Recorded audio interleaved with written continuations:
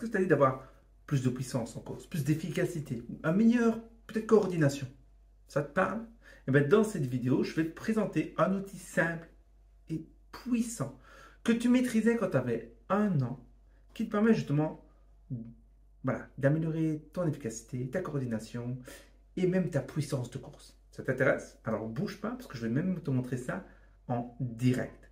À l'heure actuelle, avec toute la complexité, les GPS, les montres, les plans d'entraînement, les exercices de renforcement bien compliqués avec des objets bien complexes, les statistiques, plein de choses. On complexifie tout.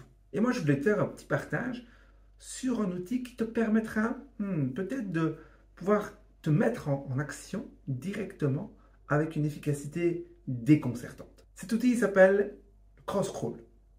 C'est un véritable reset mental. C'est ce qui permet finalement de connecter ta tête et tes muscles. Ok? Alors comment est-ce qu'on fait ça dans la vraie? Je vais te montrer directement. Voici un aperçu de la première variation qui va se faire en 2 parties. Ok? Allez, c'est parti, je te montre. Donc la première est assez simple. Tu vas marcher comme d'habitude, ok? Sauf qu'au lieu de marcher comme d'habitude, tu vas lever le genou et en même temps tirer l'épaule vers l'arrière. Et tu vas avancer l'autre bras, ok? Simplement. Voilà, je te montre de l'autre sens. Donc, okay, tu vas simplement, hop, lever le genou et le bras opposé. Les choses à faire attention, c'est garder le menton bien droit, les yeux vers l'avant et la langue contre le palais. Ici, je ne te l'ai pas fait parce que je te parle, mais regarde, je vais le faire de manière parfaitement comme tu dois le faire.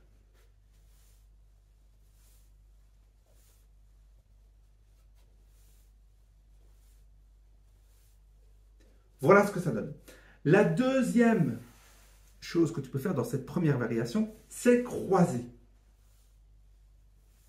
Même chose avec la tête, avec les yeux et avec la langue contre le palais.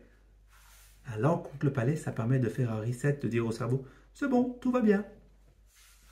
Donc même chose, mais là tu croises. Et en croisant, tu fais vraiment aller ton épaule vers l'arrière et tu forces surtout pas. Le but n'est pas de forcer, c'est d'aller au plus loin et d'aller calmement, de poser son pied doucement. Voilà, comme ça. Pourquoi? Parce que en faisant ce geste, ces mouvements, ton corps il n'a pas l'habitude. Et donc ton cerveau il va créer des nouvelles connexions avec certains muscles, avec certaines rotations. Ce qui vont justement te permettre d'améliorer tes foulées. Parce qu'il va se dire, ah tiens, j'ai ce muscle-là que je peux utiliser. Ah tiens, j'ai cette amplitude-là que je peux utiliser. Par exemple, si tu fais de la descente technique et que tu dois vraiment mettre tes pieds partout, ou alors tu dois faire des grandes enjambées, etc. C'est important de pouvoir le faire de manière lente, sans trop regarder la télévision ou écouter un podcast ou quoi, mais juste d'être là posé. Et voilà, et de poser. Voilà. Tu peux même le faire en fermant les yeux, comme ça. Tu permets à ton cerveau de capter moins d'informations parce que les yeux sont fermés. Et donc, il va plus connecter avec des informations, des mouvements que tu es en train de faire. Ça va augmenter ta proprioception. C'est tout bénef, quoi. Tu vois ce que je veux dire. Donc, voici pour la première variation avec ces 2 types de petites variations. On est parti pour la deuxième variation. À tout de suite. On est parti pour la deuxième variation avec un ami qui est ici, n'est-ce pas? C'est parti.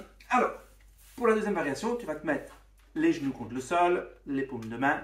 Tu vas simplement lever les genoux et tu vas commencer à marcher comme une araignée. Voilà. Alors, qu'est-ce que ça donne de l'autre côté? Je te le montre. Voilà ici. Et tu coordonnes main droite, pied gauche. Ok? Et puis, main gauche, pied droit. Et tu avances.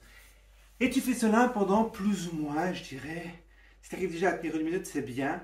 Et souvent, ce qu'on dit pour avoir un bon reset, c'est 2 minutes. Et pareil pour la première variation, tu gardes bien ta tête le plus haut possible, le plus droit possible, et tu gardes bien ta langue contre le palais. Et tu continues, et tu fais attention de bien respirer par le nez, parce que ta langue est contre le palais, donc ta bouche est fermée, qui te permettra justement de créer vraiment ce beau reset mental, d'entraîner ton gainage, tes chaînes musculaires et ton ex de ton corps. Pas génial tout ça? Allez, maintenant, on s'en va de l'autre côté pour que je te partage comment est-ce que tu pourrais utiliser ces 2 variations. Alors, les utilités de ce cross-crawl, quelles sont? La première utilité, c'est simplement pendant tes échauffements. Qu'est-ce que ça veut dire? C'est-à-dire qu'avant une course, avant un gros entraînement, tu peux très bien faire la première variation. Comme ça te permet de te mettre en jambe, de connecter le système nerveux là et tes muscles, la coordination, la puissance, l'efficacité, la fluidité dans tes mouvements. Ça, c'est déjà la première chose. C'est hyper intéressant. Tu fais même ça 20 fois, c'est cool, c'est top, c'est parfait. Deuxième moment qui est hyper intéressant et hyper pratique, c'est lorsque tu vas faire ta récupération. Pourquoi? Parce que lorsque tu as fini un entraînement, lorsque tu as fini une course, ta fréquence cardiaque, elle est forcément montée à un niveau plus haut. Et donc ton système nerveux, il a plus été dans un sens de mise en action, et là il a besoin de plus de récupération. Et pour le faire revenir de manière beaucoup plus rapide en mode récupération, ce n'est pas forcément boire une bière qui va être efficace, c'est justement de faire un reset mental.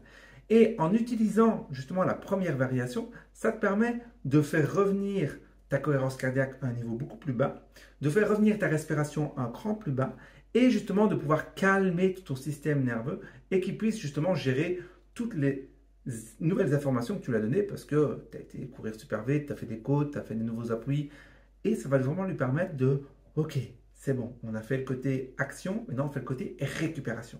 Ça va optimiser ta récupération. Et enfin, troisième possibilité de l'utiliser, c'est lors de la reprogrammation ou alors du renforcement. Pourquoi?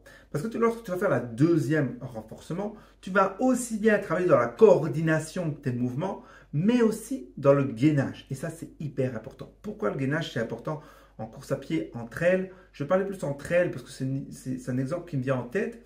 Quand tu fais une descente comme ça, si tu n'as pas des abdos bien durs ou un gainage bien fit, le problématique, c'est que ta digestion, elle va prendre un sacré coup. Par contre, lorsque tu as du gainage, des muscles qui protègent toute ta digestion, c'est beaucoup plus facile de descendre.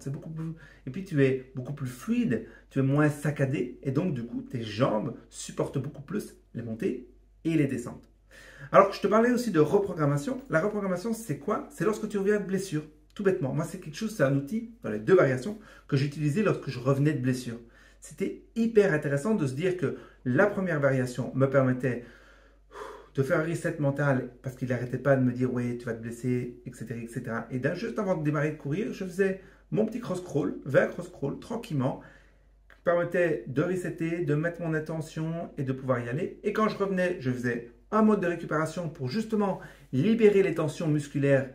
Alors, dans mon cas, c'était dans mes hanches, mais ça peut être très bien dans la cheville, dans le genou, dans le tronc, au niveau du cou, au niveau des épaules, au niveau... Voilà, ça peut être vraiment tout ça. Et donc, là, pour la deuxième variation, qu'est-ce que j'ai fait?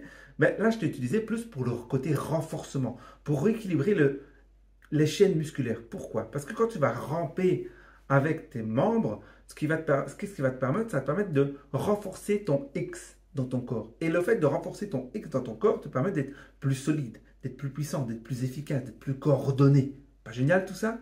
Hein? Je suis sûr. Alors pourquoi je te partage tout ça? Tout simplement parce que je suis un passionné de ce cross-crawl. Je le fais toujours, tous les jours, 1 à 2 fois par jour. Je le fais tous les jours, 1 à 2 fois par jour, même quand je n'ai pas d'entraînement. Pourquoi? Parce que je sais quel est l'impact que ça a eu pour moi dans ma blessure à moi, il y a 5 ans d'ici, il y a quelques années d'ici. Ça m'a vraiment permis, au-delà du côté calmer le système nerveux, de reset mental, ça m'a permis vraiment de trouver un équilibre, retrouver un équilibre, une synchronisation dans mon corps. Et ça, c'est hyper important. Pourquoi c'est hyper important? Parce que quand on va en course à pied, on crée des chocs, on utilise certains muscles. Et le cross-crawl permet justement de faire revenir tout cet équilibre, ce chaîne musculaire. Alors, j'en ai déjà parlé, mais ça m'a permis d'améliorer mon gainage sans avoir d'outils, en faisant autour de ma table de salon, par exemple. Ça m'a permis aussi d'avoir un meilleur équilibre, d'augmenter ma proprioception, ma foulée, d'être beaucoup plus efficace, d'être beaucoup plus, je dirais pas aérien, mais d'être beaucoup plus posé au niveau du sol, sans taper trop fort. Et donc, globalement, c'est un outil qui est simple, qui est facilement applicable. Si tu le fais même en 2 minutes, ça t'arrache le gainage, les jambes, les bras. Et donc, ça te fait un exercice qui est ultra puissant en moins de, alors on va dire, 10 minutes. Si tu fais 3 séries de 2 minutes. Déjà, je te mets au défi de le faire en 1 fois 2 minutes. C'est déjà corsé, quoi. Certains athlètes n'arrivent même pas à le faire. Ok? Donc, expérimente et puis reviens-moi en commentaire pour me dire qu'est-ce que tu en as pensé. Je te parlais de la complexité, je te parlais du fait que on a tendance à vouloir avoir des jambes beaucoup plus fortes, avoir un corps qui permettait avoir des muscles plus gros, avoir une meilleure endurance, un meilleur cœur. Mais souvent on oublie ce côté tête qui est en relation avec tes muscles. Et ça c'est pourtant la base. C'est lui qui va guider de faire un pas, ou de reculer, ou de poser le pied à un certain endroit. Et bien souvent, on ne pense pas à l'entraîner. Et cet exercice de cross crawl permet justement de l'entraîner. Et c'est pour ça que je voulais te le partager aujourd'hui, parce que je vois beaucoup d'athlètes qui parlent de ok, comment est-ce que je peux renforcer, comment est-ce que je peux revenir de blessure, comment est-ce que je peux réaliser une récupération, comment est-ce que je peux me préparer avant une course.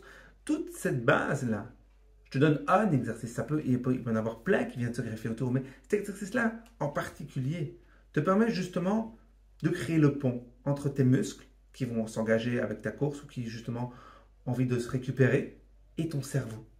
Et ça, c'est hyper important. Donc voilà, dis-moi ce que tu en penses. Donc en fait, le cross-crawl, si je dois résumer en une phrase, c'est qu'il fait le pont entre tes muscles et ta tête. Il permet vraiment de faire le reset et de pouvoir dire au mental, c'est bon, là, je suis prêt. Soit je suis prêt pour commencer, soit je suis prêt pour récupérer, soit je suis prêt pour me renforcer. Voilà, dis-moi ce que tu en penses et reviens-moi en commentaire pour me dire si tu l'as testé, tu l'as expérimenté et puis combien de temps tu tiens en mode Spider-Man. Allez, je te souhaite une très bonne journée et je te dis à très bientôt.